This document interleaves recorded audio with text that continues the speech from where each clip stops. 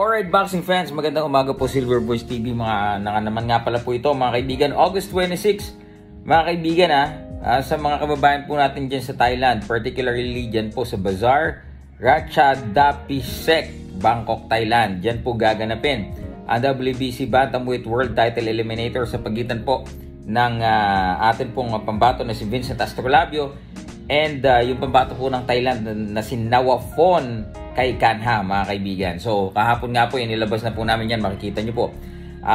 Ginagawa po lahat ng MP President Sir Sean Gibbons ang kanyang makakaya at ang kanyang papel, mga kaibigan, to make it sure na we will have fair judging and officiating dito po sa gaganaping importanteng laban na po ito. Ang mga nanalo po dito sa pagitan ni Astrolabio at kay Kanha ay siya po magiging mandatory challenger dito po kay Alejandro Santiago Barrios. Nakakapanalo lamang laban po dito kay Nonito Donaire Jr. Sabi po dito ni Sir Sean Gibbons, mga kaibigan, siya po ay nagpadala ng mensahe sa WBC. Sabi niya po, I am copying below the email from NKL Promotions, the promoter of the fight. Manny Pacquiao Promotions has an understanding that if there is a judge appointed from Thailand, then there was to be a judge from the Philippines.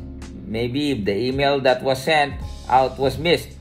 If there is a judge from Thailand, then we need a judge from the Philippines or all neutral officials. So dito po natin makikita, mga kaibigan, ang experience, ang malawak po na talagang pagka-veterano sa larangan po ng pag-handle ng mga fighters. Dito pong si MP Promotions President Sir Sean Gibbons, dahil hindi po tayo papagulang, mga kaibigan, dahil po most of the time, mga kaibigan, kagaya nito, yung iba po ng laban ng iba nating mga kababayan, kumbaga nagiging no choice na lamang, kahit lahat po ng mag-o-officiate talagang galing po sa bansa kung saan sila lalaban at sila po ay mga dayuhan. Ito po talagang inilalaban ni Sir Sean na kailangan maging fair ang judging, kung saan kung meron po na judge na magmumula mismo sa Thailand, marapat lamang po na merong judge din sa Pilipinas at isang neutral judge, o kung hindi man yun mangyari, kailangan lahat daw po ay neutral, mga kaibigan, sa mga judges po na mag-officiate ng laban. Ito pong laban na ito ay ngayon na pong sa darating na August 26.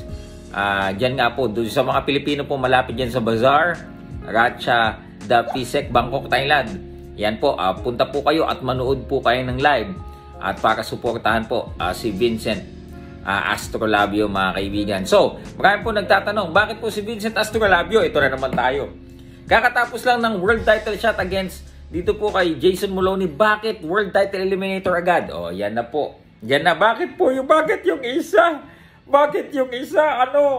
Tatlong sunod-sunod po ko tune up. Bakit si Astrolabio kakatapos lang ng world title fight? Title eliminator na. Diyan po naman, yan na po ang may kinalaman po dyan, yung mga handler. Malakas ba ang promoter mo? Malakas ba ang matchmaker mo? Yan na po yan. Kung hindi po mahanapan ng malaking laban, isa lang pong ibig sabihin, di ba? Question niyo po yung promoter. Yan po, mga idol. So, Silver Boys TV, magandang umaga po sa inyo lahat.